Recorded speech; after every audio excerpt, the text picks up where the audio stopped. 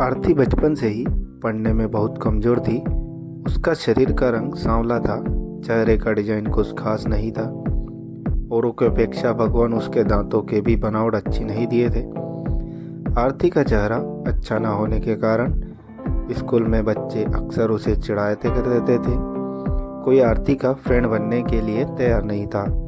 जब आरती अपने गांव की गलियों से गुजरती थी, बगल में खड़े लोग भी अपना मुंह फेर लेते थे। आरती को इस बात से बहुत ज़्यादा पीड़ा होती थी। वह यह नहीं समझ पा रही थी क्योंकि वह बहुत छोटी बच्ची थी। आखिर बात क्या है? हमारे चेहरे को देखकर लोग अपना मुंह क्यों छुपा लेते हैं? आरती जब स्कूल से घर वापस आती थी तब अपने माँ से यही सवाल करती थी कि माँ, जब मैं अपने स्कूल से घर आती हूँ तो लोग हमें ऐसे क्यों देखते हैं और स्कूल में भी हमसे कोई बात नहीं करता है। हमारा कोई फ्रेंड भी नहीं है, अतः हमसे कोई बातचीत भी नहीं करता। इतनी बात सुनकर आरती की माँ की आंखों में आंसू आ गया।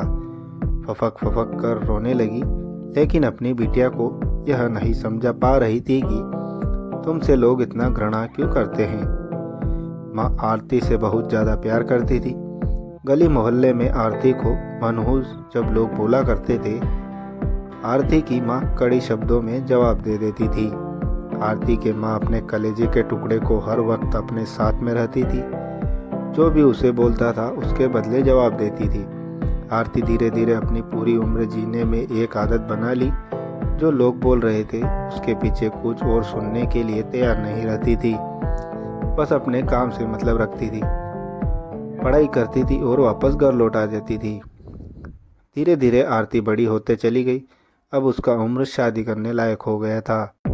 अब उसके पापा लड़का खोजने के लिए एक गांव से दूसरे गांव जाने लगे, लेकिन जो भी लड़का वाला आरती को देखने में आता वह बिना पसंद के ही लौट जाता था।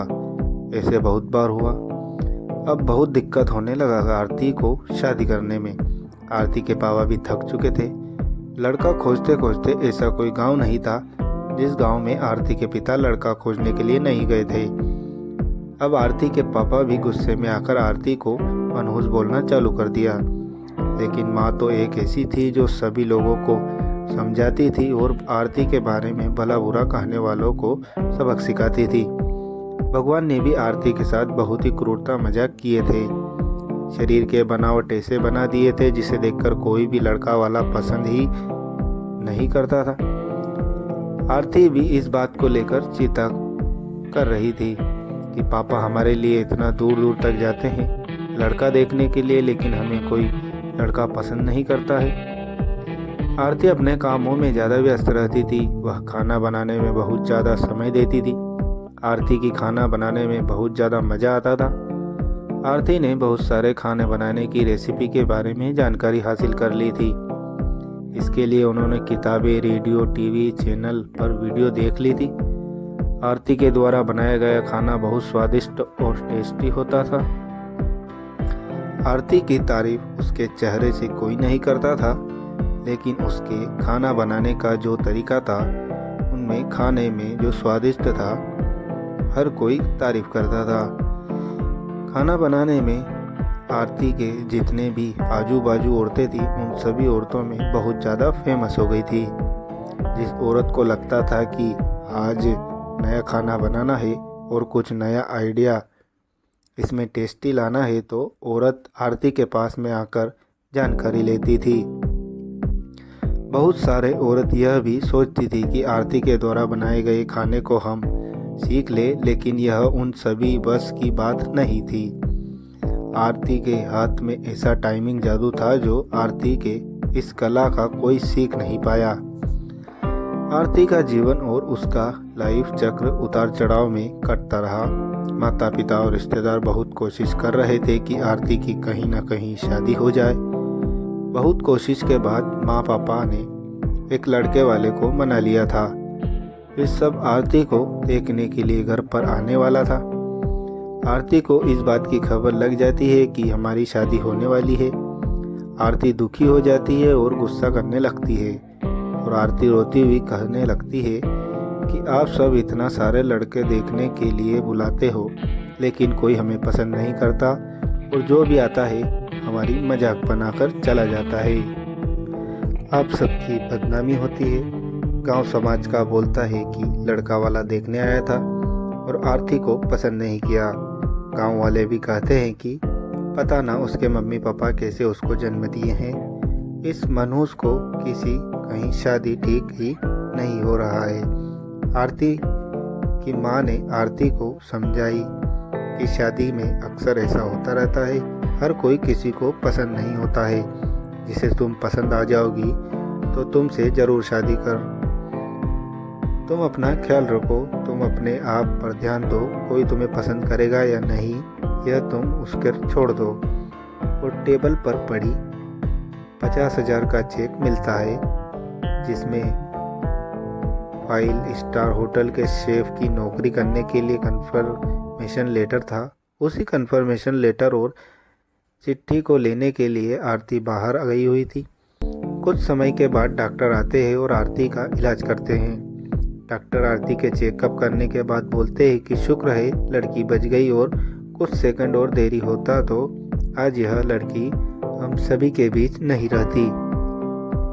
आरती बेड पर बेहोश अवस्था में पड़ी थी। डॉक्टर ने बोला कि आरती धीरे धीरे कुछ घंटों में ठीक हो जाएगी। मैं दवा लिख रहा हूँ, जिसे आप मेडिकल स्टोर से मंगा लीजिए। मम्मी और पापा, मैं जानती हूँ कि मैं जन्म से लेकर आज तक कोई ऐसा कार्य नहीं की जिससे आप लोगों का गर्व महसूस हो, लेकिन मैं अपने खाना बनाना जानती हूँ कि खाना पकाने में नेशनल लेवल कंपटीशन में को जीत चुकी हूँ। इसमें मुझे 5 लाख का चेक और प्रथम स्थान मिला है। मेरे द्वारा बनाया गया खाना ऑर्गेनाइजेशन को इतना पसंद आया कि वह मुझे एक बहुत बड़े होटल के बतौर मास्टर शेफ की नौकरी के लिए कंफर्मेशन लेटर भी दे दिया था।